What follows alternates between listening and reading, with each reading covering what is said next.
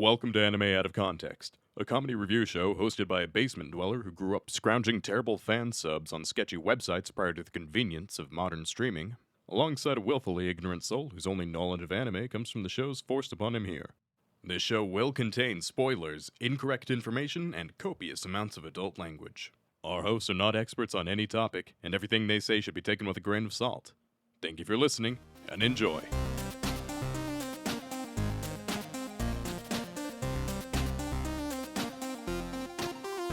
Hello and welcome to Anime Out of Context, the show where I attempt to explain the sometimes weird, sometimes wonderful, but always hilarious world of anime. And I do not feel holly and jolly, no, I feel much more like Santa's evil twin, Xanta. I'm Sean Rollins. I'm Remington Chase. I still can't believe that's real. Sean? Yep. Can I bring something up with you?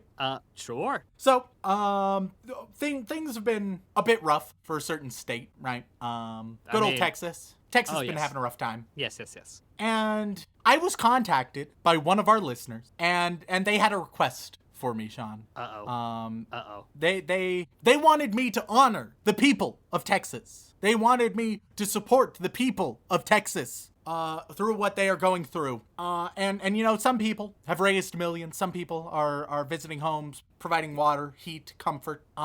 We don't have the resources to do any of that, Sean. Rem, this is about to get very insulting, isn't it? But this person, they reached out to me and they said, I know the solution. What the people of Texas need, they need a boost in morale. And you can help do that, Remington. And I thought, well, shit, this is a great opportunity, Sean. Oh, God. And so, I think I know what's coming. Oh, no. 'Tis the season. It's April Fool's, my boy. No! It is an April Fool's to support Texas. And once again, I don't know why it's happened every time. People will argue, oh, you haven't shown Sean any real anime, right? And I resent that because I feel like I've shown nothing but I feel like anime. I'm in Armageddon and I'm just watching the meteor slowly coming because I know what's coming. I can feel it in my bones. I feel it in my loins. I know what it is. I know exactly what it is because if it's not this, your build up and setup doesn't make any goddamn sense. Because much like everything you've shown me, the only thing that this anime is gonna end up being pro is fucking pro pain, isn't it? And with that, Sean, we are watching King of the Hill this week. I can read you like a fucking book, you prick. So, many people may not be familiar with King of the Hill, that great anime produced by Fox. And Oh, God. it's a slice of life anime. It follows a family. The main character, Hank Hill, it's an older protagonist. You very rarely get older protagonists in a lot of anime, I find. But yeah, pretty standard everyman type character. He has the family. He works at he works with propane, and he definitely wants you to know and appreciate that propane. He has lovely children and a lovely wife, as well as a lovely cast of friends, Sean. And you know, it's based in Texas, which, you know, unusual for an anime, but I don't think it's unheard of. I mean, you know, except for the part where it's not an anime, but you know, that's, you know, neither here nor there. Wait, excuse me?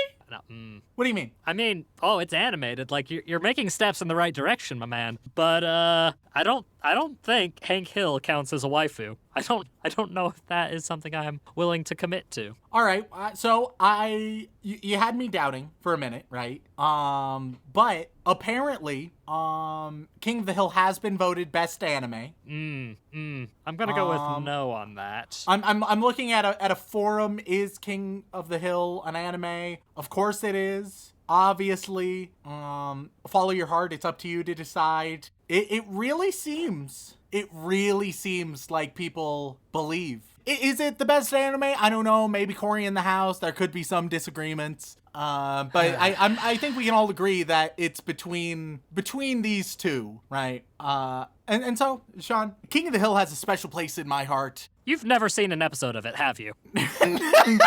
That is quite an accusation, assuming that I would not do the research that the people of Texas deserve on an anime that I was requested and that I have specifically crafted an episode for you to say that I've never seen an episode. But I'm right, aren't I? I can say without a doubt that I have seen King of the Hill. Yeah? You've seen pictures of King of the Hill. You've seen the memes. You've seen the screen caps, I'm sure. As I've always said, clarification is unnecessary. I think we don't need to delve deeper. We can just accept the claim for what it is. I've seen the turkey clip. That's a great one. That's a lovely little clip. Seen some great Bobby moments, you know? And I think let me put it this way, Sean. I've seen enough to know the heart and the spirit of King of the Hill, and to know enough that this is what a nice cold Texas needs to warm its soul. I feel like this is a very backhanded thing to do to the poor people of Texas. Excuse me? Pardon me? Fox and Boy specifically requested it. Is Fox and Boy a Texan? We'll say he is. Why not? If he's not, oh my god. Oh my god. Oh god. So, seriously though, our hearts go out to the people of Texas, and if you can support them in any way, please do, for the love of God, because apparently this is how we're going to do it. So, Sean, it's not often that April Fool's comes around, so a question arises. How many episodes are you gonna have to watch? That's a great question. I mean, if you had seen the series, you probably would have been able to give me a well-educated amount of episodes that would tell me exactly, a good amount that was an introduction to the show, so I have a good feeling of how the show feels and goes. But something tells me it's gonna be a bit more arbitrary than that.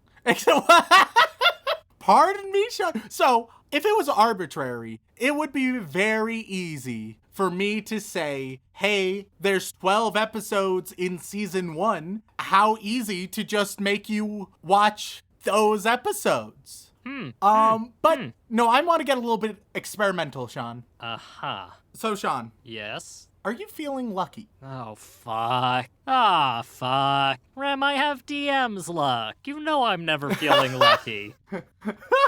All right, I'll tell you what, Sean. I'm assuming you have a D20 somewhere close by because you are you.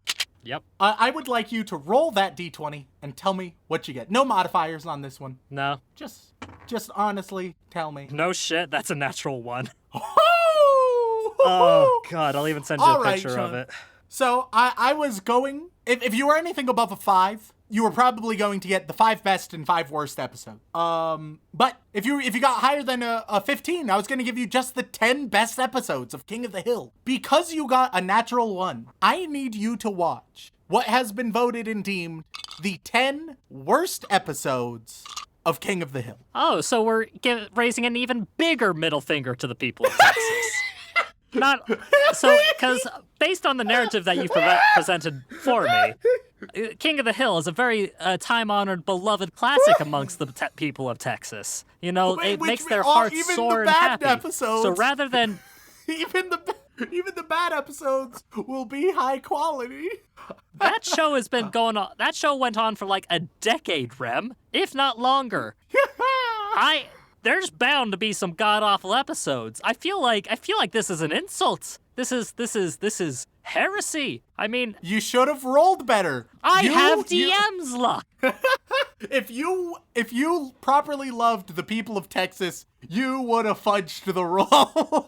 I am an honest lad. I sent you that picture. I do not fucking fudge my dice rolls. How dare you, sir? How fucking dare you? So, I will let you choose the order. Would you like to watch the 10 worst chronologically or in order from best to worst? I mean, if I don't watch them chronologically, how am I going to keep track of the story, Rem? A good question I've yet to even touch on. Sean, have you ever seen any King of the Hill? Of course fucking not. Of course not. I was like 2 or 3 when it originally aired. And even then, it didn't interest me because guess what? I'm a frickin' otaku anime lover. It wasn't the thing high on my priority list. The most I've seen God. is the amazing Pokemon animation where it's Hank Hill and his Butterfree. And that is probably it. And of course, all of the memes. Like, I basically only know the show through memes. I can't attest to its quality. All I know is that the guy says "whoa" sometimes, and God dang it, Bobby. That's all I know. That's all I know. I know there's propane. There's some propane accessories. Hey, Bobby, guy, Oh, God dang it, fucking Bobby. Joey Wheeler. All I know is, and I think Bobby sounds like he has a, I don't know, some kind of throat cancer. I'm okay, Dad. That's what he sounds like. I'm pretty damn certain. That was actually a pretty good Bobby. Oh, God. Oh, So, my. you know, I don't know, Rem. All I know is I'm hungry. I haven't eaten today. Oh, this is so I was planning on beautiful. showing you an anime, but no. Now we're doing this bastardization of a charity episode, and I have to watch King of the fucking Hill, Yeah. and not even the good ones. Yeah. Fuck me. The only other thing I know about King of the Hill, Rem, the only other thing, aside from the memes, aside from some of the voices, is that there's like one instance of one recipe made by the wife that's just spaghetti and meatballs, and she calls it Spapeggy and meatballs. That's all I know. There's your knowledge. That's all you need to know, Sean. And That's all I've watched you the Binging need. with Babish video on it, and it looked pretty good. I mean, you know, I like a nice simple spaghetti from time to time, you know, with the big meatballs, you know, and lots of that cheap Parmesan. It's very good. Reminds me of home. Unfortunately, I don't think this show will remind me of home because I don't know what I'm getting into. Like, there's so many people who, like, are devout to it, who love it. But for all I know, it could have been ironic this whole time. I have no idea. Only one way to find out about it, and that is to explore the 10 worst episodes of King of the Hill. You're welcome, Texas! I'm gonna kill myself. Ah, God.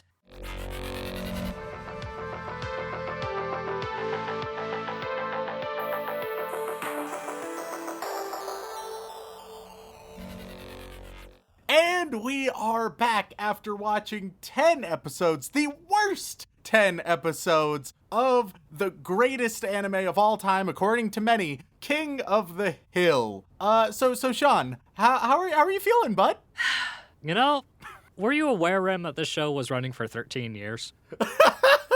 Like, I a little knew- more than that, actually. 13 seasons, I think. Yeah, I knew that it was very long running, but it was only when I compiled episodes for you to watch that I saw, like, that it was indeed 13 seasons. Interestingly, I should note, the earliest episode that you had to watch, Sean, was the literal halfway point of the entire series. So all 10 of the episodes you watched happened in the latter half of King of the Hill's run. You know, that says a lot about long-running comedy shows, doesn't it? And here we are going on 3 goddamn years. Yep. And this is how you decided to celebrate, which is an interesting choice. So Sean, should we just jump right in? Yeah, you know what? Sure. And to all those King of the Hill stands out there, just know that this is the first real interaction with the show I've ever had, and it was with the highly, debated worst episodes of the series. Yeah, and if anybody is wondering how I decided on the 10 worst, it was a combination of, IMDb ratings, a lot of personal rankings that I found, whatever episodes consistently showed up on, the worst episode ever lists. I tried to capture both the quantitative and qualitative factors that make the worst King of the Hill episodes. And the earliest worst King of the Hill episode is Goodbye Normal Jeans, Season 7, Episode 4. Yeah, and just a point of order, you didn't watch any of these episodes, right? Not a single one of them, Sean. Okay. Do you have a synopsis open at least? I do, yes. I have a synopsis open so I can sort of follow along. But this is going to be my first introduction to King of the Hill. Not watching the episodes, but hearing Sean talk about the episodes. Yeah, so normally I'd like to get into the nitty-gritty details of these things. You know, I like to take my time breaking down, the deep-seated analytical side of a show, because I like to think that people who make television and animation especially, which takes way more time, that they would, put a lot of thought and effort into the majority of what goes into it. Like, for example, hey Rem, tell me something. When should you make a show animated? Usually, the go-to answer would be if there's something that is impossible to do in reality. Though you can also do it for strong stylistic choices as well. So Right. I would say those would be the two things. That which is difficult to get through with reality, or for highly stylistic choices. Yeah, so I'm gonna come out with a bold claim out the gate. I would Yeah. say for a good 70% of the show, based on what I've seen, this show probably didn't need to be animated. And that's not me saying that the show shouldn't have existed. I mean, it's fine that it exists. The problem is, I thought some bad anime were stiff. And the amount of limited animation used in this show, which I suppose fits the theme of the whole thing, is a bit stark in contrast. Like, occasionally something absurd and strange will happen and it'll get a chuckle out of me, which is nice. I come to a comedy show expecting to laugh. Of course. But when a good 28% of your show is literally just four guys standing in an alleyway with very minimal movement, I'm not entirely certain this needed to be an animated series. When we get into some of the absurd stuff that I'm going to talk about, it'll make sense. But that's just going to be my overarching feel that I got from this show, because it has that strong mid-90s sitcom energy, right? Yeah. Oh, yeah. But But- Sean, who says you need any of strong stylistic decisions or strong symbolism or crazy, wacky, zany plot lines? This is about a regular everyman and a regular family living their lives in Texas, Sean. Yes. They're just ordinary folk. Sure. Yeah, ordinary conservative folk, because that's what I want to watch shows about. But so I'm not going to get into super heavy detail with each of these episodes. I'm just going to kind of cover some of the highlights and a basic synopsis of each one. So the first one, course. Goodbye Normal Jeans, is, I'd say, an okay introduction to the show, and it really helped me solidify which character I hate the most. Oh, I'm interested to hear because, okay, so I would say that there are two characters who are very often hated more than the others. Yeah, and- within the family. And I'm going to, within the family specifically is what I'm going to go with. Yes. So statistically, it's likely to be one of them. Yeah. And I'll be honest, it's both the women. It's the girls. Yeah, nope, it's them. I So fucking which hate one- Peggy. I Yeah. hate Peggy. Fuck me, do I hate Peggy. This was probably the worst introduction to Peggy I could have gotten. And because of that, my opinion of her is completely soured, and anytime she shows up on screen, I am a little disappointed. All right, so what about Goodbye Normal Jeans made you hate Peggy so vehemently? Peggy, for those who don't know, is the mother of the family. Yeah, Hank's wife. Yeah. And I will say the best two members of the family are Hank and Bobby, as I Yeah, would have yeah. suggested. Yep. Because there are some fairly fucking obvious reasons for that. One, it's a good counteraction. It's good. All the good humor comes from Hank and Bobby in this show, with a little bit from the alleyway chums, just for some flavor. But no, we don't get much of that in this show. This episode it's a Thanksgiving episode, Rem. Yeah. Well, aren't we thankful? I wish I was.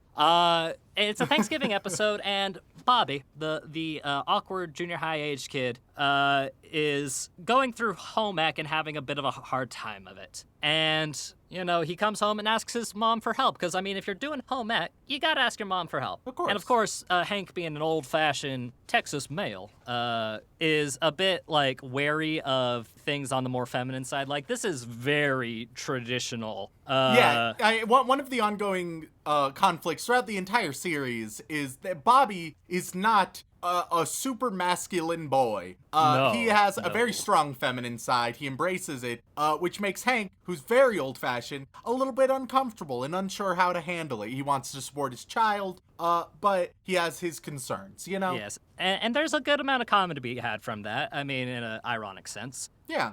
But this Hank is not super interested in the home ec side of things. But Peggy doing the good mother thing, which I didn't hate Peggy at this point. At this very beginning of the show, she was fine. She was a character. Yeah. It was okay. She shows him how to get a stain out of some jeans. Perfect. And in the process, she makes a mistake and uses way too much bleach. And not only partially destroys the stain on his homework, but also Hank's favorite pair of jeans. Damn shame. Damn shame. Very, very sad. Very, very sad. Which kind of shatters Peggy's confidence a little bit. But Bobby, being an ingenuitive and honestly kind of sweet-hearted kid, believe it or not, decides to go all in on the home ec stuff and actually starts enjoying it more. His mother inspiring him to keep going at it and trying new things is a really interesting way to show a bit more character for Bobby. And he's Yeah. having a good time. And so much so that he actually makes a new pair of jeans for his dad, which is really nice and sweet. And Hank actually starts to come around for the home ec thing. Seems like a And real nice feel-good episode right there. yeah, it's great. Until the conflict of the episode starts. And the conflict of this episode is the stupidest conflict I could ever imagine in a family setting. Yeah? For lack of a better phrase, Peggy essentially feels emasculated by Bobby. Because Bobby is actually turning out to be really good at home ec stuff. Yeah, she feels one-upped. She feels like Bobby is sort of usurping her role. Yeah, which, y'all, if your kid is doing stuff better than you are, you're winning. Like, that's great. That's wonderful. And literally the whole episode is Bobby doing new and creative things around Thanksgiving, going as far as to even want to cook the whole Thanksgiving dinner for the family, all the while Peggy is trying to regain some of her power and position. And it's frustrating because it's not funny. Like, some of the stuff around Hank and Bobby with their interactions, I got a chuckle. But every time Peggy's on screen talking about how she feels about this whole thing, it just kind of drives things down and makes me think to myself, wait a minute, she's supposed to be the level-headed mother character in this family, right?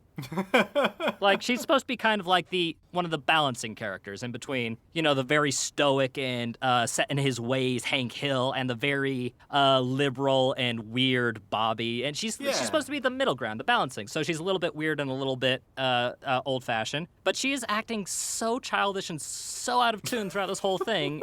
And it just solidified that I do not like her because in every episode after this, every time she's on screen and she tries to have a good point about something, I have come to realize that, wait a minute, just about every conflict that involves Peggy is always Peggy's fault. And we'll get into that. All right. Should we move on to the next episode now? Yeah. The episode ends pretty standardly. It's like Hank realizes he wasn't treating her as well, so he makes an effort to, you know, make her feel better, which is fine and dandy and whatnot. But it Pretty just doesn't make standard sense. stuff. Yeah. Return to normalcy, as all cartoons must do. All right. So then we get to the next episode. Same season, season 7. But this time episode 9, Pygmalion. This one is Pygmalion, fucked up. It is considered the darkest episode of King of the Hill. This one, it has the worst rating, but there are some super fans of it. It's the most polarizing episode, but it has a bit of a cult following while also being regarded as one of the worst. Oh, don't get me wrong, Rem. It is bad. It is very bad, but Make no mistake, the controversy does not bring it up into anything good. no. Because what it is it's a Halloween episode, Rem. But not really, because apparently it aired in January. Yeah, so it was originally going to be season 5 Halloween special, but Yes. it was delayed for a couple seasons. And so it became a season 7, just put it in January, I guess. Yes. And this is the episode that introduced me to my second least favorite character. Yep. And that would be the niece of the family that just kind of shows up out of nowhere. But that's just because, you know, I'm watching this show completely out of order. Well, I mean, it's technically in chronological order, but I have no prior history, so I didn't even know this character existed, like through pop culture or nothing. Like, I knew about the four guys in the alleyway. I even knew about the Asian neighbor. I knew about all of that. I did not know this lady existed and is apparently a main staple in the show and throughout most of these 10 episodes, as it turns out, which is a very common theme. Yeah, that would be Luann. Yes, Luann. Luann is your very typical Southern Belle dumbass. Yeah, yes. Like, thoroughly. And this whole episode centers around her, which is not great. But let's get into it. The basic premise of this one is Luann quits her job and goes to a seminar on one of the biggest pork industries, local pork barons, I suppose you could call him. Yeah. And he is enamored by her and offers her a interview and job. It's like your standard, like, Trip, who's just this big wig. He's like, all right, you're attractive. Basically, like, I want you as a secretary or some bullshit. Yes.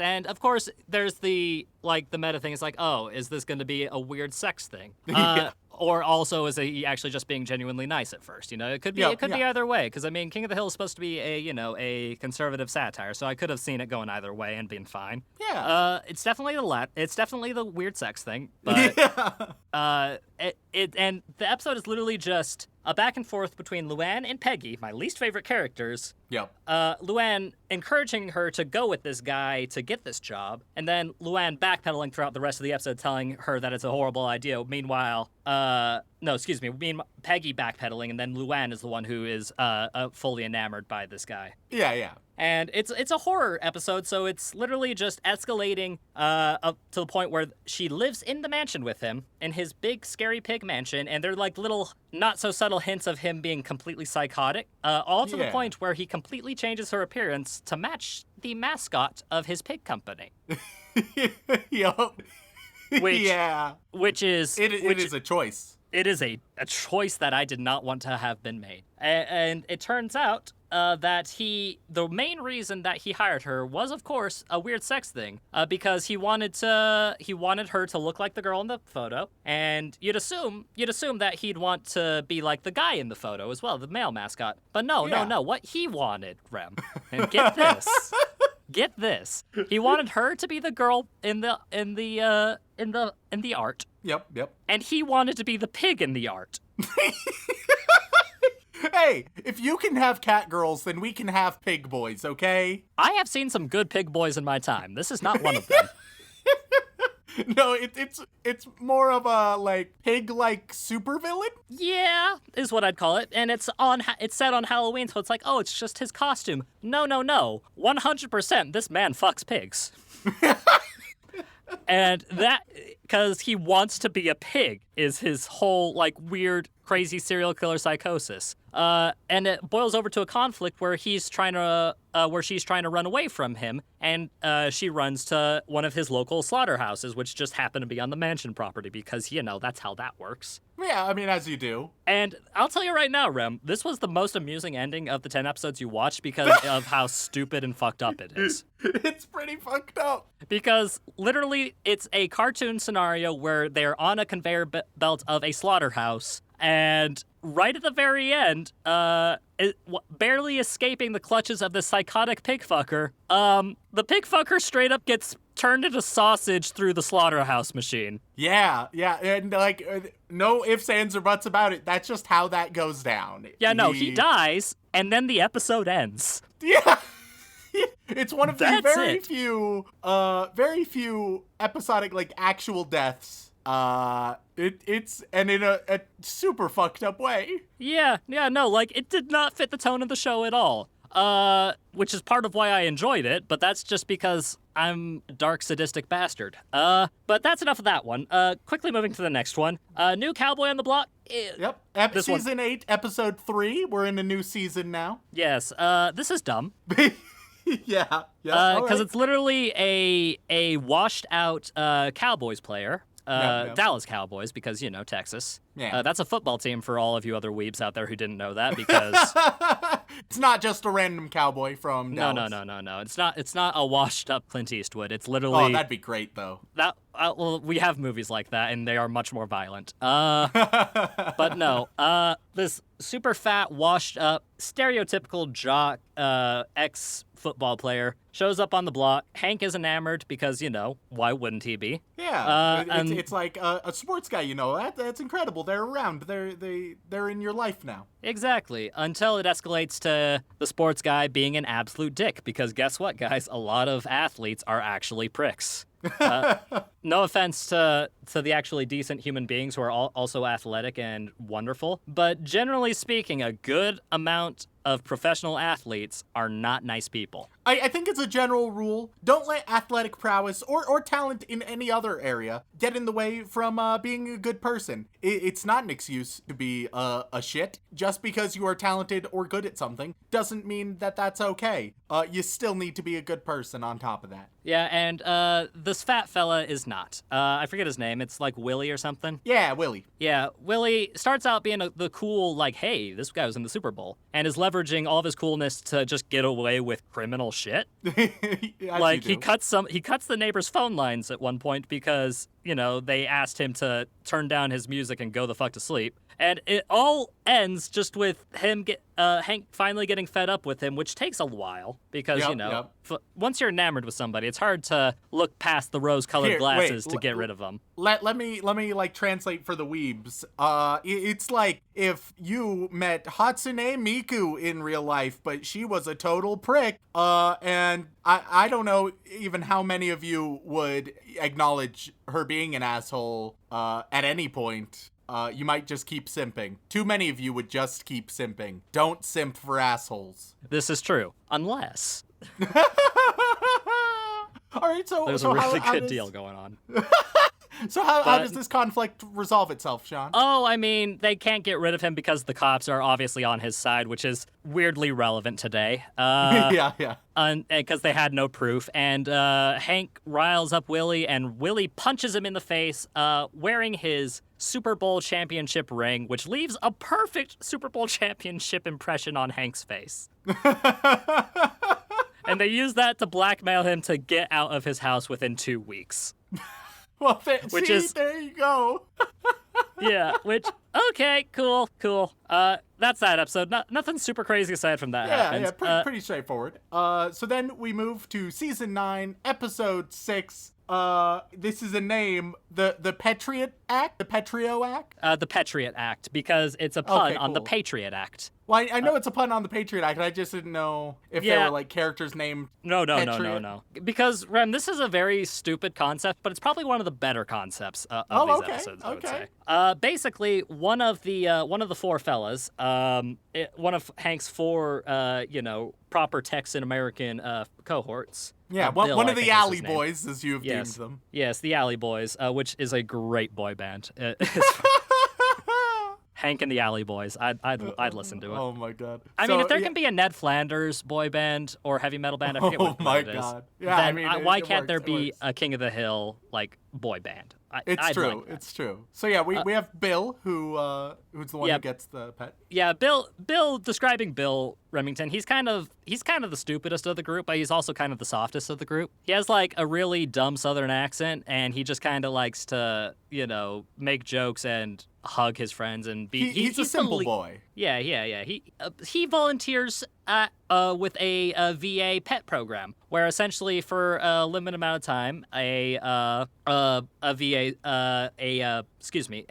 soldier's pet will be in his care for a while. And Very all he has kind. to do is take care of the pet's specific needs and make sure it's a well taken care of animal. And Hank sees how great this animal is. It's a really awesome golden retriever dog that just knows all kinds of tricks and is very intelligent and is very good. And it's a good dog. I loved that dog. Oh, great experience. Lovely dog episode. Yes. And Hank's like, well, I think I can do that. But apparently Hank actually already owns a dog, which I did not know until this episode, which was interesting. Maybe it happened within the past season. Yeah, it's possible, but honestly, I don't know. Because later episodes, the dog does not seem to exist anymore. Well, One second. I'm gonna do a Google. I think he showed up in one more episode after this, but I couldn't tell you. Okay, Ladybird. Yes, that's the dog. Is the dog. It's a big bloodhound, and I love him. Okay, yeah, no, they. All right, so here, the appearances. They show up in a few season 1 episodes. One season 2 episode, couple season 3 episodes. They show up like very intermittently, is from what I'm gathering. Ah, so it's a plot dog. It's a plot dog. It just stays in stasis until it's needed for a specific episode idea. Yeah, good old plot dog. Cool. And I thought Fry's dog had it rough. I think more shows should just have a plot dog where it's like at any moment you can just introduce a dog they've had the whole time, and be like, there they are. It's relevant to the plot. Don't worry about it. They have a dog. Yeah, fuck world building, right? But yeah, no, Hank is enamored and volunteers to do so. But here's the conflict, Rem. The conflict is they were planning a family road trip vacation, proper Texan-American style. And he had slated it to take care of the animal, the dog, presumably after that vacation. But as we all know, the U.S. military can be problematic, to say the least. A little bit dysfunctional, disorganized sometimes. Yeah, so doing his patriotic duty, he actually gets the animal early, and surprise, surprise, it's not a dog. Which the way they set it up, Rem, is they made you think, oh man, it's gonna be like a little Chihuahua or something, or like a smaller breed of dog. No, they just do a complete 180, and instead of getting a War Heroes dog, they get a War Heroes cat instead. But of course, easy confusion. Yes, very, because apparently it was not just dogs, it was pets in general. And I was like, okay, that's a nice little subversion. I can get behind this. But then the rest of the episode is just the cat being awful, puking in shoes, and then Hank going into debt trying to make sure that it's not sick because he doesn't understand how cats work. Very, very relatable to the cats I have with me. Yes, it's true, but it's almost like way too exaggerated for these cats. Like, I've seen some very comically done cats in animation. Yeah. This one literally, all it does is hiss, puke, and scratch, except for like 2 scenes where it's purring in somebody's hands. And I don't know, man. Like, the rest of the episode is just Hank slowly losing money to this cat because it's his patriotic duty. And, like, conceptually that could be great, but it's just, the execution was lackluster, to say the least. Oh, okay. That's fair. And how does this episode, how do they resolve this situation with this cat? Essentially they just give the cat back. That's a hell of a solution. I mean, there's more to it than that, but that's basically how it ends. All right, There's like, okay. take the cat back. And then the funniest bit in the thing is the very end where Bill is giving back the dog on an air cruiser, and he gets like a full 21 gun salute, and like jets are flying by, and the whole crew is saluting him as a hero for taking care of this dog, which I thought that was hilarious. That probably got the only real genuine laugh out of me. All right, so there's some decent moments. Yeah, no, I mean, every single one of these episodes has 1 or 2 good chuckles in it, but nothing that I would dare to comment on. So do you think that it's possible that because these are the worst ones, do you think it's possible that this show overall is pretty decent, or at least like the like first half of the series? Do you think that could be worthwhile? I would say it's got some solid, passable humor and maybe some commentary, but I don't think it's so dated, Rem. Like, it bleeds like 90s conservatism, like so hardcore. And I get it's supposed to be like a parody of that, but sometimes when you parody things a little too well, it's a little hard to see the parody, if you catch my meaning.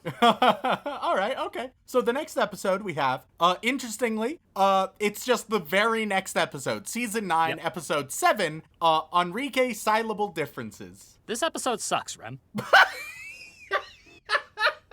It's one of the worst, so I've heard. Yeah, no, because this is the first time I get to see Hank at work, which is interesting, because he sells propane and propane accessories, as we all know through pop culture osmosis. Damn right. And Hank has a coworker, Enrique. But Enrique has some problems, Rem. Oh, no. Yeah, Enrique's just been kicked out by his very volatile wife. Poor fella. Yeah, they've been having marital differences, and all he really wants is a friend, somebody to talk to help him pass the time and deal with, the loneliness of being kicked out. Because, relationship difficulties are hard. Yeah, we've all been in similar situations, down on our luck, needing someone to help out. Yeah, and, I start feeling real bad for this guy. And he seems well enough. And of course, Hank being, old-fashioned American, which is literally just like a standpoint. That's the state. Like, if you can think of what your, like, conservative grandpa would say, Yeah, that's Hank Hill. that's basically what Hank Hill's got. Like, never malicious, which is good, because if there was any kind of maliciousness in this show, it would be the worst thing ever. But just the kind of, like, he doesn't understand the young folk type of thing. Yeah. And being the way he is, he just doesn't want anything to do with it. He just thinks that he should deal with it on his own because, that's the manly thing to do. Yeah. And I'm like, Fuck oh, support come on. networks. Yeah. Oh, come on, man. I know you didn't know him before, but maybe just invite him over, have a good time. And they do, and with some encouragement from Peggy, he does get to come over. And then the rest of the episode is just them trying to get rid of Enrique because they find him laughing very loudly obnoxious. That is the main reason. Aw, shit. They would And hate me. Yeah, and he has a bit of a childish sense of humor. So Rem, it'd be like if you had to come and live with me and Dylan for a while. Yep. But and they cannot stand him. And it's literally the episode is literally them. The moral of the episode is, yeah, you can help a little bit, but you got to kick the guy out by the end of the day, type of thing. Because it literally the end math before it gets reconciled is him banging on the door, asking to be let in for some, like, just to talk, and him crying on the porch, and then the next scene he's in the car with his wife. It makes no goddamn sense. And then the episode ends just with their relationship going back to normal and just being work acquaintances. And Hank Hill smiles, and the scene ends. I don't think I have to explain why that's obnoxious. No, that it sounds like one of the lesser ones. Yeah, no, and I mean, there's some things about a driveway that Enrique fucks up every once in a while, but it's a repeating joke that doesn't work. Fair enough. Well, Okay. Let's move on to season 10, episode 14, Hank's Bully. Okay, so this episode, Rem, this episode is really dumb. Seems to be a bit of a recurring theme with a lot of these. Yeah, it's definitely it's trying to be a commentary episode, I've come to realize, on the subject of raising your kids properly. Okay, yeah. Makes sense. And by the way, a staggering number of these episodes start with a new neighbor moving in, weirdly enough. Lots of neighbors coming around. I've learned one thing that just the King of the Hill fan base doesn't like is when a character is randomly introduced to exist in one episode and never again. Based on which- this episode, I think that's exactly what happens. Yes, it has happened in quite a few of the episodes that you had to watch, because a lot of King of the Hill fans thought that it made them a bit pointless, among other critiques. Oh, yeah, no, I have plenty of those critiques. But the basic premises of this is a new family moves in, and they actually seem pretty nice this time. Based on all the other ones I've seen so far, it's like, oh, okay, so maybe there's some nice neighbors and the conflict will be a bit more interesting. Lovely. No. The conflict here is that the new neighbor's kid is a dick and the parents do nothing about it. So much of a dick, in fact, that he decides to bully the grown-ass man that is Hank. As you do. Yeah, which could be funny, but here's the thing, the kid's game is weak. Like, it is worse than most Stephen King villains. Yeah. Like his insulting nickname for Hank Hill is Dusty Old Bones. Yep. Oh man, yeah, cut steep. Steep. Which I feel like that could be used in a vastly different scenario to be effective, but to insult, very deadpan, dry humor man, I feel like it just doesn't work. And it's literally just the episode of this kid terrorizing Hank and Hank not doing a damn thing about it. And I don't know, I'm not saying you should punch children. I'm definitely not saying that. But we have already endorsed the dramatical concept of child murder very often on this show. yeah, and we don't endorse that either. But I'm just saying, if this kid happened to be punched by Hank Hill, I don't think I would have hated it. Not because he's a well-written, hateable character, but just because the behavior he has is liable to get him punched by just about anybody. Oh god. And that's the episode, and the episode ends just with Hank having his son Bobby terrorize the kid's parents.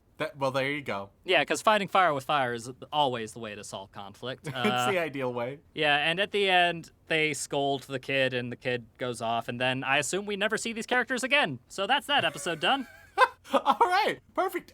We get no episodes in season 11. Nope. Instead, we jump to season 12 with season 12, episode 3, The Powder Puff Boys. Okay, this one's gonna get complicated, Rem. Perfect. That's how I like my King of the Hill commentary. Very complicated. Yeah, because this is definitely another commentary one with a decent amount of humor, I guess. But literally the whole premise of this is Bobby, which I haven't gotten enough Bobby in these, Yeah. I will say. No, but now you get a very Bobby-centric episode. Yes. And the whole premise is Bobby gets conscripted into the long-running small-town tradition of the Powder Puff Boys, which are just, cross-dressing cheerleaders for the local girls' football team. Which, you know what? A little silly, but I can see where they're going with it. Yeah. Yeah, it's played for laughs on all sides of things, and it's apparently a long-running, town tradition, which I like. Okay, cool. It's a bit strange, but as long as it's all in good fun and it's not actually stomping on anybody's emotions, then great, it's fine, it's cool. Here's the thing, though. At first, Bobby doesn't want anything to do with it. But then he realizes that, hey, wait a minute, this could actually be kind of fun and wholesome and entertaining. But then, out of nowhere, Peggy, goddamn Peggy, Peggy, joins the PTA, and they all agree in the PTA that the Powder Puff Boys thing is completely offensive and should be shut down immediately, even though literally everybody but, the people in that room think it's fine, which... There's two problems with this thing. The first problem is the problem that the show's trying to tell you, that, hey, wait a minute, this isn't causing any harm. Why should they interfere with this and shut this down? I mean, it's just for all in good fun. But the second problem is, it is 2020, Remington. It is indeed. And... Gender roles have gone a long way since good old ancient 2007. Yes. And I feel like there are some things in here that I am not qualified to comment on. That's reasonable. As a straight white male, I just feel like it's not much, but there's a couple jokes here and there that feel like they're pushing things just a little too far in terms of what's okay. And don't get me wrong. Any notable examples where you think they potentially crossed a line that you can recall? I mean, the last joke of the show comes to mind. So no matter what, first of all, the goal was to try and get the whole thing reinstated, and unfortunately, no, they could not get it reinstated. Because why would they? Okay, cool, interesting. But the members still go to the game dressed up, just are in the stands and doing their little comedy routine. Okay. And the stuck-up PTA lady is like, "Hey, we told you couldn't do this," and the running joke is like, "You told me we couldn't do it officially, but we're here as just fans of the show that happen to be cross-dressers," which is like, okay, all right, interesting loophole, it works. But then the lady's line is something to the effect of, we at the PTA respect transvestites, cross-dressers, and transgender people. And then the episode ends. Yeah, so it seems like it's one of those episodes where it feels like you can tell some of the things they were going for.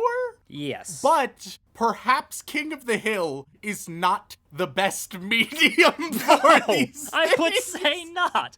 I don't go to King of the Hill to talk about gender relations and the like. Don't get me wrong, other sitcoms, other cartoons, maybe they'd be able to handle it in a bit of a more nuanced and complex and articulate manner. But maybe King of the Hill isn't in that category for this. Yeah, the only thing So that it's one of those things, it reminds me sort of a Christmas anime movie. Oh, Tokyo Godfathers. Tokyo Godfathers. It's reminiscent of that, where it's like, I can see what you're trying to do, and I can appreciate the sentiment behind it, but if we look at it, it's a bit dated. It's a bit dated is what we're getting at. And at least Tokyo Godfathers had actual, cultural influences. Yeah, that helps. I could hardly call King of the Hill culturally influenced. All right, well, let's move on to another Season 12 episode, this time Season 12, Episode 7, Tears of an Inflatable Clown. This episode is stupid, Rum. I don't know how many times I can say that before it stops being funny, but I don't know, man. Like, literally the whole episode is just Bobby's bored, so he wants to start a carnival, as you do. Yeah. And then the rest of the episode is just them trying to organize a carnival while Bobby takes the role of a boss and trying to emulate his father a little bit, asking him for advice. And it starts talking about, the Holocaust and internment camps at the middle point there, which is a little interesting. Hey, you cannot start a successful school carnival without taking these things into consideration. I mean, if you look at the history of carnivals, it's kind of not too far off, honestly. It's carnivals. I love the aesthetic. Historically, sort of fucked up. P.T. Barnum loved the idea of the man. Yeah, and much Greatest more Showman than is I an love okay the man. musical. Yeah, it's a delightful musical. But just don't look too far into the historical details. Yeah. No. Or do and realize, no, it's a good thing those don't exist anymore. Yeah. But no, and because it's literally just the Carnival Council, a council of clowns, if you will, being led by a really bad advice counselor. Yeah. And them trying to get the carnival set up, and it goes well, it ends well. Bobby doesn't get any of the credit, but he's okay with it because, he made it work out really well. Which, okay, cool, awesome, I guess. Sure, whatever. Well, there we go. Yeah. The next episode, Rem. Next episode, we're now into season 13, episode 17. So towards the end of the last season, and it's Manger Baby Einstein. I hate this episode, Rem. Want to know why I hate this episode, Rem? Why? Because guess who it's centered around? Good old Luann. Luann. And turns out, Luann is a mother now. I wonder when that happened, but I can almost guarantee it was not a very wholesome occasion. Yeah, yep. So she's a mother, but maybe it's a time for her to mature as a character. You'd think that. But that's not what this episode's about. Because this episode is essentially she gets fired from her hairdressing job, which she enjoyed because she has a child, and guess what? Having kids can kind of throw things out of whack. Because kids are like that, and you shouldn't have kids unless you're really, really fucking prepared for it. Yeah. And she's depressed. And literally, I don't know how to explain this without it sounding super contrived and pointless. But the anime is literally just her figuring out she has a talent for putting on kids' puppet shows and then becoming slightly famous about these kid puppet shows, and then the puppets get murdered, and then the episode ends. Yeah, I think that sums it up with no possible clarifying questions needed, Sean. All you really need to know is Dale got jealous because he also wanted to ruin kids' lives or something like that, and so he murdered the puppets. Dale, for those who don't know, is one of the Alley Boys. Yeah, he's one of the Alley Boys. He's kind of like the conspiracy theorist redneck character. Yeah. He's the Pocket Sand guy. You know Pocket Sand? Oh, God. All right. Yeah. Any other thoughts on Manger Baby Einstein? Or I mean, at the end, she starts playing with her kid because throughout this whole, wanting to make kids program, she was just straight up neglecting her child. And at the end, she gets a new puppet and plays with her child. That's how it ends. It's still really, really dumb. And the final episode, Rem. The final episode. It's the very next episode, season 13, episode 18, Uh-Oh, Canada. And my God, I would like to formally apologize to all of our Canadian allies to the north of us. Because if they saw this episode, they would probably not want to have anything else to do with us. I mean, I know that relationship is a bit stressed right now as is, but I feel like this could be the tipping point. Yeah. Because the whole premise of this one, Rem, is, guess what? Another new neighbor scenario. Oh, man, I'm so glad they're trying new things. Yeah. And the one alley boy that I haven't really mentioned, I forget his name. Boomhauer. Boomhauer, yeah. I think he's my favorite. Very little Boomhauer in these 10 episodes, but I will say he's my favorite just because he has a gimmick and he sticks to it and it's pretty solid. It's a good one. His gimmick is he just kind of mumbles everything in a southern accent. He's like, well, I gotta do what I gotta do, man. You know what I'm saying? That's how he sounds, and I love it.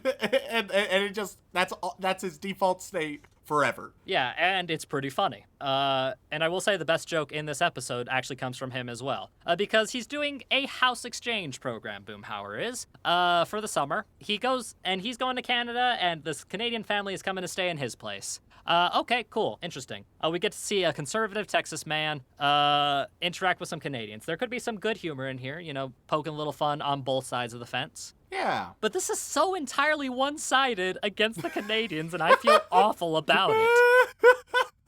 Because it starts with them hitting it off, which is a common theme. It's like, the new neighbors, we're gonna have a good time with it, and it's great. They invite them to things, but then they just do little tiny things that they attribute to a Canadian cultural difference. When in actuality, I think it's just them being kind of neglectful and stupid. But they still seem to attribute it to them being Canadian, which is... as you do. Good old ethnic stereotypes. Because there's literally... The breaking point of this scene is literally they're having an outdoor beer party, and they lend the husband of the family... I don't care about his name. He's just the Canadian husband. Boomhauer's personalized beer stein. He drinks like half of it, and then as he's leaving with his family, he just sets it in a flower bush, half full. And then goes home, and that's the tipping point.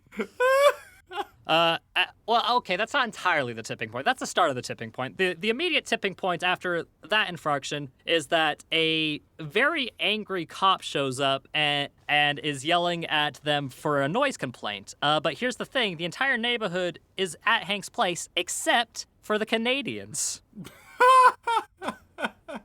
So they literally went home and filed a noise complaint. Hell yeah. And I'm sorry, Canada. I personally love you. I would love to visit your country one day when there's not a fucking pandemic around. And I love all your culture. I love everything about it. But this episode makes you guys look like dicks, and I'm sorry.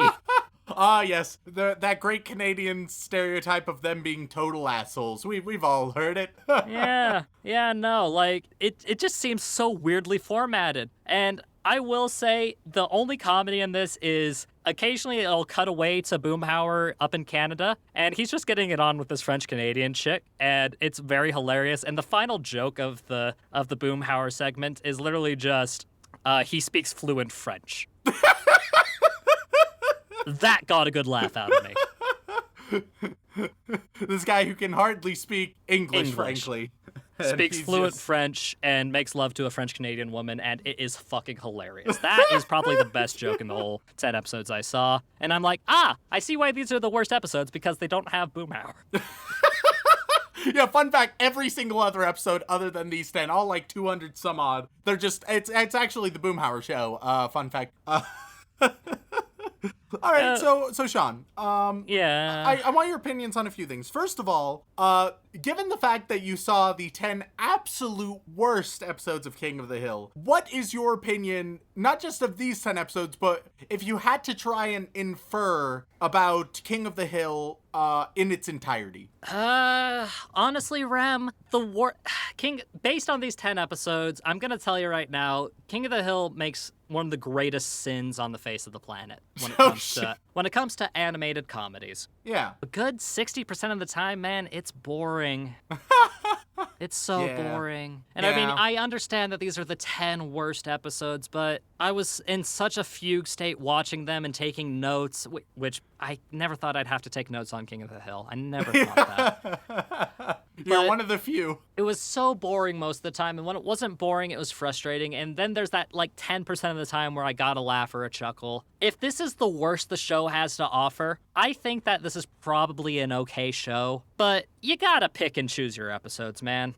Since it's an episodic series, I didn't feel lost jumping in randomly as much as I should have. But if you go into it with the mindset that it's commentary on, conservative old school Americans and there's some good jokes here and there, I imagine it's an okay show. But based on my experience, I don't want to watch anymore. So more or less, it's saying that there might be some decent episodes, but if you're watching King of the Hill, you are free to skip some episodes if you aren't jiving with them. Nothing will be lost. I'm going to go ahead and say most of the episodes, just based on my experience. All right, now, Sean, I also want to ask, so you saw the 10 worst. I want a declaration here and now, Sean. In your opinion, let the people know which is the single worst King of the Hill episode. We've condensed it down to 10. Now I want you to give the definitive proof, one episode worse than all the others that will stand as the single worst King of the Hill episode of all time. Oh, they're all pretty bad, Rem. They're all pretty bad. But I want to know the worst one, Sean. Honestly, I think I'm gonna go with, just based on the sheer principle of bad parenting alone, I'm probably just gonna go with the Normal Genes episode.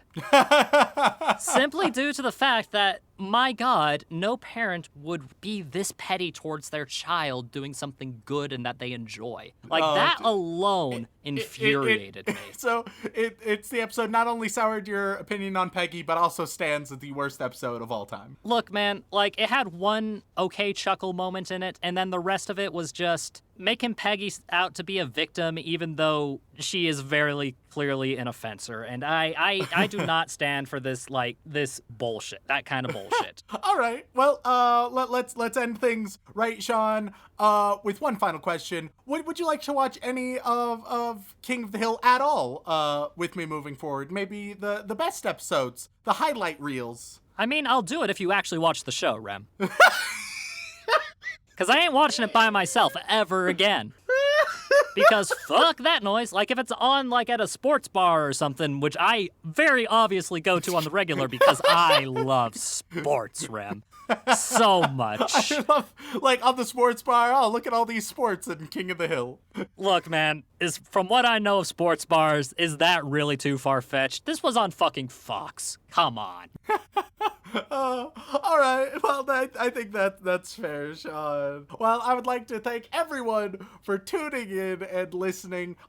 We really appreciate you. And if you would like to signal your support and appreciation for the podcast, then please leave us a review on wherever you listen to podcasts. Apple Podcasts especially, Stitcher, Spotify, Podbean. We really appreciate it. It helps spread our name out. Or if you really want to show your appreciation and have the spare cash, then we have a Patreon, patreon.com/anime out of context. All sorts of perks out there, literal dozens of hours of extra bonus content is just out there on the Patreon for you to listen to right now, as well as getting the opportunity for us, this time, Sean, to brutally butcher your name. So, Sean, what patrons do we have to thank this week? As always, we'd love to express our love and appreciation to all of our bland bitch protagonists and our magical girls, but we have to move on to our yandere waifus, who would definitely force us to watch the worst episodes of King of the Hill,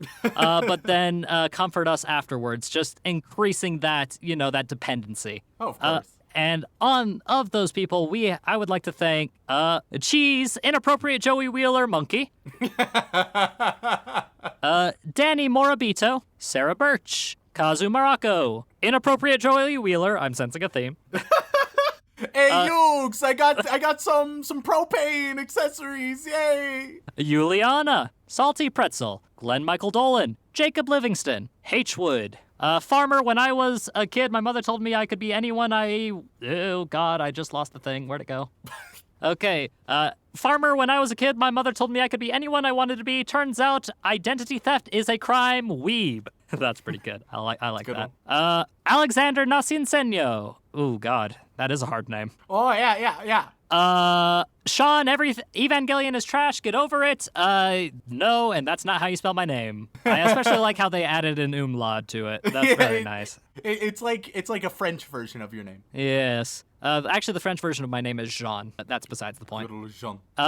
Andrew Rowicki, Devin McCutcheon, Reverse Kismo, put out merch already, I want reasons to give you money, Sean Oni-chan Baka Uwu, Ready to be Isekai'd, Remington Merrill, oh God, my dearest Remington, a phoenix belongs with a reaper, glory to Takamori forever.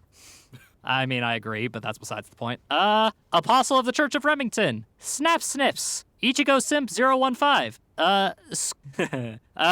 Scoopy Loopy Boopy Doopy Hoopy Goopy Oopy. That's cute. I like that. 13 mortars in a Stormlord. Go fuck yourself, Xenos. Don't understand. It's okay. Remington is not a man of culture, Foxen Boy. Andrew Sinclair. Wait, I should mention Foxen Boy. Not to interrupt Sinclair. Foxen Boy, he's the one responsible. Oh, fuck you, Foxen Boy. Thank you though, but also fuck you. It's a fuck of love. Oh God, that sounds weird. That sounds weird. Don't fuck I'm our so sorry. fans, I'm so John. sorry, Fox and Boy. I take it back. I apologize. Oh God, no. This is the Cassidy shout out all over again. I still Oh, feel bad God. about that one. Oh, same.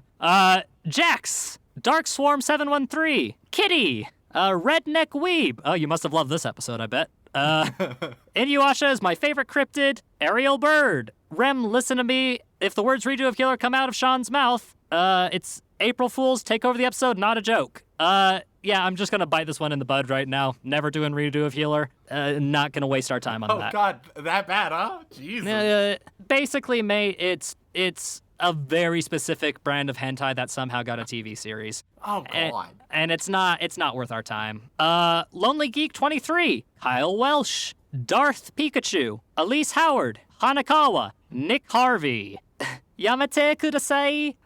That's stop, please. Essentially, if my weeb speak is correct. Ghostly Bishi, Duck. That guy that makes you say cunt on your podcast. Not the first time. Said it in the past. Cynical Witch, Christian Crawford, Brent Adams, Sequoia Faye. Thank you all so much for tuning in. We, not tuning in, but thank you so much. We really love and appreciate all of you. There are a lot of you, Rem. I did not realize there were so many of them. There's so fucking many, which You is are like all- I love and appreciate. But yeah, no, there's a lot. I hope you have some Harry Potter themed bullshit for the next one, because I got a streak going, and you better not fucking break it. It's not my streak, though, Rem.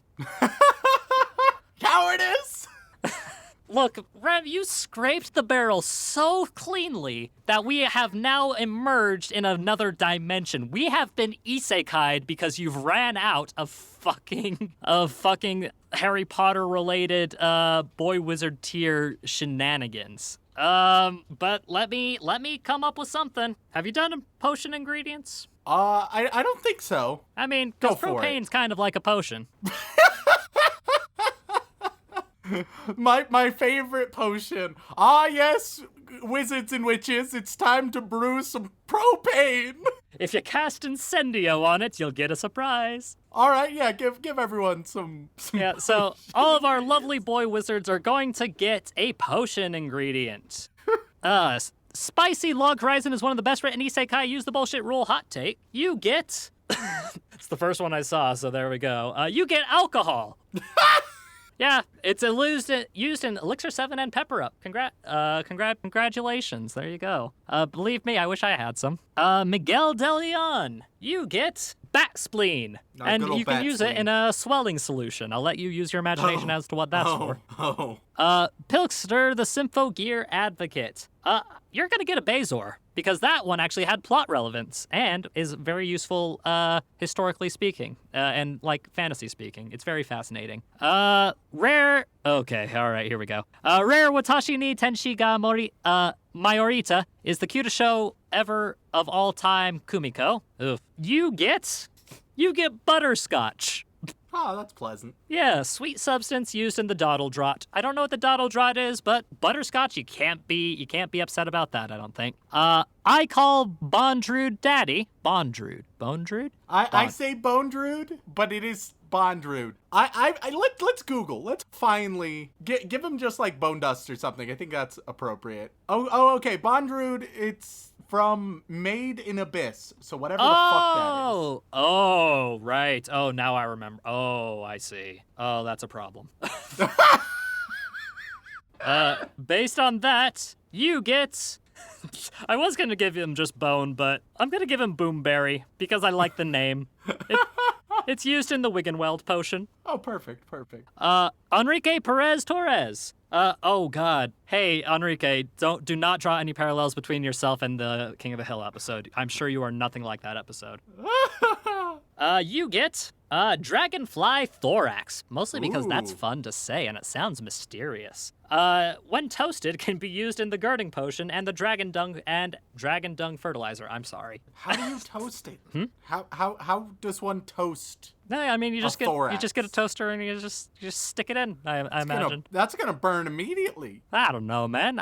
I'm not an expert on toasting bugs. All right, continue. MT the Poet, you get Exploding fluid. Ooh. It's what gives the Rumpentorn its explosive property.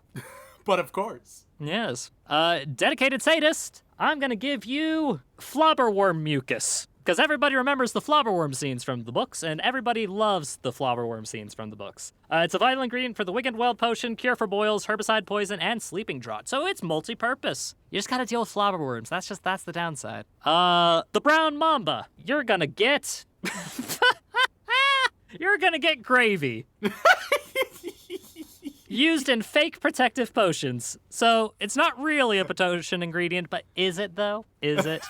If it's used in a fake potion, doesn't that make it a potion ingredient? I don't even understand. What does it mean to say that it's used in a fake potion? What? Anything can be a fake invisibility potion. Yeah, but hey, it's listed as a potion ingredient on the official Harry Potter wiki, so you know right, what? okay. I'm gonna accept it. Okay. Lolicon John, the 4th of Cell Block B, where you should stay. No offense, but we appreciate your support. You're gonna get hemlock. Jesus Christ. Poisonous plant used in doxycide. So you can use it to get rid of some doxies, you know? Oh my God. And definitely not anything else. Sweet Jesus.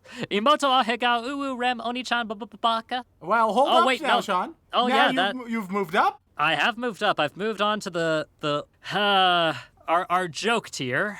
That I'm still frustrated by all these years later. But we are currently in the White House Chefano Musco tier. And I'll make a recommendation. I would say you should give them all propane accessories. I don't know what a propane accessory is, though, Rem. Here's the thing. I think you should just make up propane-related, like, aesthetic accessories.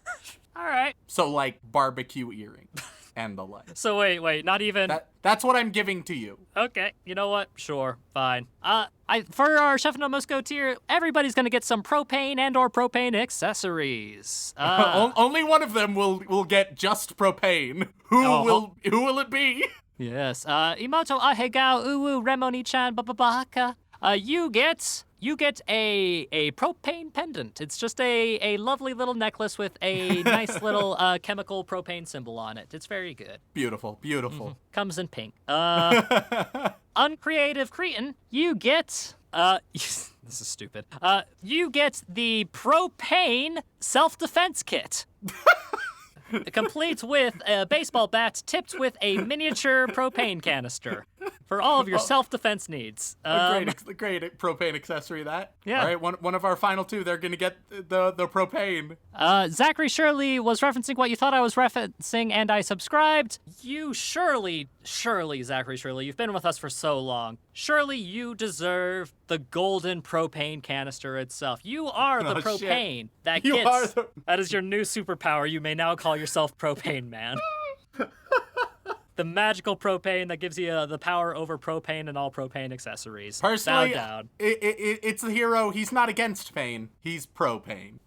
Christ. And lastly, Silicon Spectre, you get some propane cologne, just so that your family knows that you know how to barbecue. Beautiful, beautiful. Well done on all sides, Sean. Thank you all so much. Your Patreon support is actually what is able to keep us going and making this ridiculous show, and we love and appreciate you all for it. All right, now. And if you'd like to contact us directly, you can head on over to. You can send an email to animeoutofcontext@gmail.com or head on over to our Twitter @AnimeCompod for all your suggestions, or if you just want to tell us something neat. We like it when people tell us something neat. Well, once again, thank you guys so much. We really appreciate you listening. And as always, don't fuck your sister.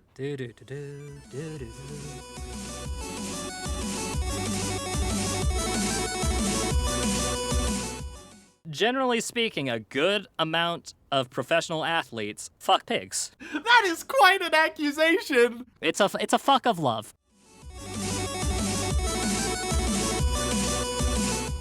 I'm saying you should punch children. I'm definitely saying that.